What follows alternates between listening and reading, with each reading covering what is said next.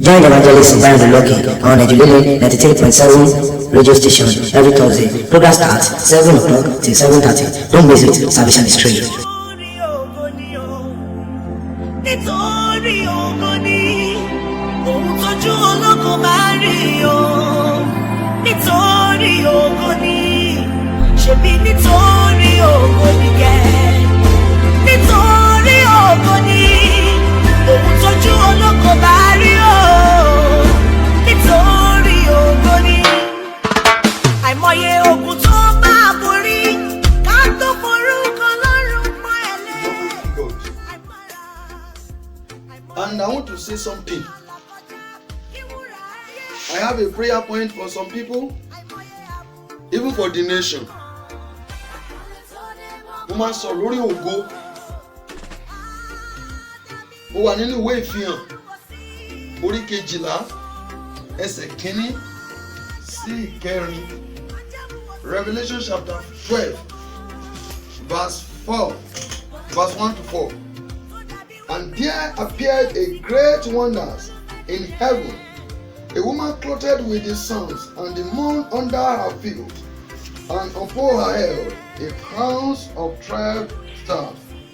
Àmì ńlá kan hàn ní ọ̀run, obìnrin tí a fi oòrùn wọ̀ ní aṣọ, òṣùpá sì ń bẹ lábẹ́ ẹsẹ̀ rẹ̀, adé oníràwọ̀ 12 sì ń bẹ ní orí rẹ̀. Ó sì lóyún, ó sì kígbe ní ìrọbí, ó sì wà ní ìrora àti bímọ. Àmì mìíràn sì hàn lé ọ̀run, sì kíyèsí dágónì pupa ńlá kan tí ó ní orí 7 àti ìwo 10 àti adé 7 lé orí rẹ̀. Irú rẹ̀ sì wọ̀ 1/3 àwọn ìràwọ̀, ó sì jù wọ́n sílẹ̀ ní ayé. Dágónì náà sì dúró, ó sì dúró níwájú obìnrin náà tí ó fẹ́ bímọ pé nígbà tí ó bá bímọ kí ó lè pa ọmọ rẹ̀ jẹ. Ẹ̀yin ènìyàn, we are in the world of war. Ayé ogun la wà. But I want you to know something. No matter the situations, no matter the challenges you may be facing, even from your family, in the church of God, God knows about it. Ó ń járí àwọn ogun yẹn fún ìdí kan ni. Gbà mí gbọ́ lónìí pé it is for your promotion. God allows it for you to learn. Ọlọ́run fi àyè gbà kankan fún àwọn ọmọ Ọlọ́run láti lè kọ́ ẹ̀kọ́. Yálà nínú ilé, nínú ìta, láàrin ẹbí. Ogun lè dìde níbi iṣẹ́. Mi ò fẹ́ ká ronú pé ó ti tán nígbà tí ogun bá dìde. Tí ẹ̀mí bá ṣe wà, there is hope. Ọlọ́run lè yọ ẹ́ kó nínú ìdánwò tó ń là kọjá. Bí Ọlọ́run bá dìde àánú fún Jóòbù, ó sì lè dìde àánú fún ọ. Bí Ọlọ́run bá pàpà yọ Jónà kúrò nínú ẹja, Ọlọ́run sì máa yọ ọ́. Má sì ru ara rẹ pín, má sì nínú ẹgbẹ́ pé ikú yájẹ̀sín lọ. Ìgbà tó bá pa ara rẹ tó gbẹ̀mí ara rẹ, ọ̀run tó lọ sómo ẹ̀ka tó fẹ́ lọ dojúkọ.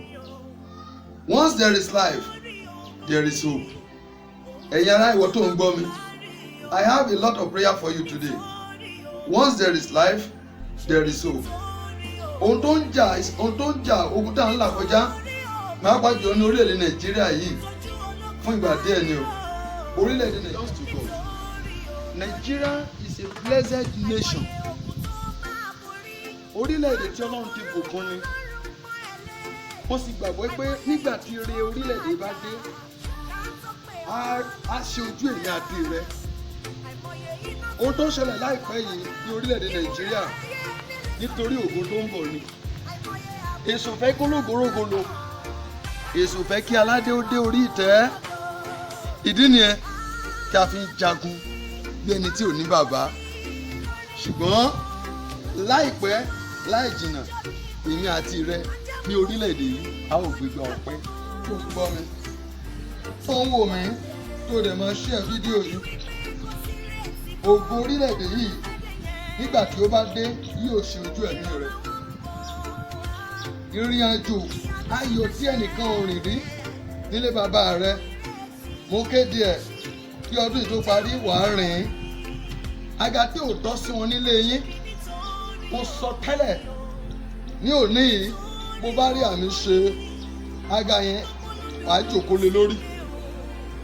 Ẹ̀tọ́ rẹ lọ́wọ́ ọkùnrin, ẹ̀tọ́ rẹ lọ́wọ́ obìnrin, lọ́wọ́ àwọn aláṣẹ ìdílé, agbára mi mọ́ kó dáa padà fún ọ. Bẹ́ẹ̀ ni kó rí ní orúkọ Jésù. Mo sọ tẹ́lẹ̀ fún ẹnìkan tó ń wò mí, tó ń gbọ́ mi, tó ń ṣe àmì, tó dẹ̀ máa ń ṣe fídíò yìí. Alágbára tó dìde sí èmi àti rẹ lọ́dún yìí, àṣírí wọn ò ní bò. Gbogbo àwọn ọ̀rẹ́, àwọn ọ̀tá tó ṣe bí ọ̀rẹ́, mo kéde wọn lórúkọ Jésù, àṣírí wọn kó tú ní gbangba. Gbogbo àwọn tó fọwọ́sowọ́pọ̀ lòdì sí ìrìn àjò ayé mi àti rẹ ní ọdún yìí, ẹ̀mí mímọ́ ó yá kó tú àṣírí wọn. Gbọ́ mi, ó pẹ́ tó ti ń sá eré lórí físà yẹn, ilẹ̀kùn àánú ṣí fún ẹ. Gbọ́, ó pẹ́ tó ti ń gbàwẹ̀, tó ti ń gbàdúrà lórí ìgbéyàwó, ògo rẹ dé. Ó sọ tẹ́lẹ̀ lórí admission rẹ, ilẹ̀kùn ẹ ṣí ní orúkọ Jésù Kristi. Wàá gbọ́ o, fún orílẹ̀-èdè Nàìjíríà ti gba òmìnira, ó ti ṣe díẹ̀, ṣùgbọ́n wá dàbí pé a ṣì wà nínú oko ẹrú. Láti òní lọ, àṣírí ìkọ̀kọ̀ tí ń gbé nínú Aso Rock ṣe lòdì sí ògo orílẹ̀-èdè yìí, ẹ̀mí mo yá kó tú ní gbangba. Mo kéde rẹ̀, Bíbélì wípé pa àṣẹ fún mi lórí iṣẹ́ ọwọ́ mi. Ta ló ní ilẹ̀ náà? Nítorí akọ̀wé rẹ̀ pé ti Olúwa ní ilẹ̀ àti ẹ̀kún rẹ̀, ayé àti àwọn tí ó tẹ̀dó sínú rẹ̀. Ìwà agbára tó ń gbé ní orílẹ̀-èdè yìí tó ń ṣe lòdì sí ìṣerere Nàìjíríà, ó yá àṣírí yín ò ní bò. Gbogbo ogun ọ̀run àpáàdì tí ń bá àwọn adarí ṣiṣẹ́ ní orúkọ Jésù, ẹ̀mí mọ́ ẹbí wọn wó. Mo kéde ẹ̀ lónìí, ìwọ agbára tí ń gbé ilẹ̀ yìí, tí ń gbé lórí ilẹ̀ yìí, tí ń ṣe lòdì sí àwọn ọmọ ilẹ̀ yìí, ló jẹ́ pé ògo ilẹ̀ Nàìjíríà wọ́n kó lọ sí orílẹ̀-èdè míì lọ fi ṣe rere tí wọn ò lè lò lórílẹ̀-èdè yìí. Láti òní lọ, àṣírí yín ò ní bò. Mo sọ tẹ́lẹ̀ nítorí akọ̀wé rẹ̀ pé béèrè a ó fi fún ọ, kankun a ó sì sílẹ̀, wá kiri ìwọ yóò rí gbà.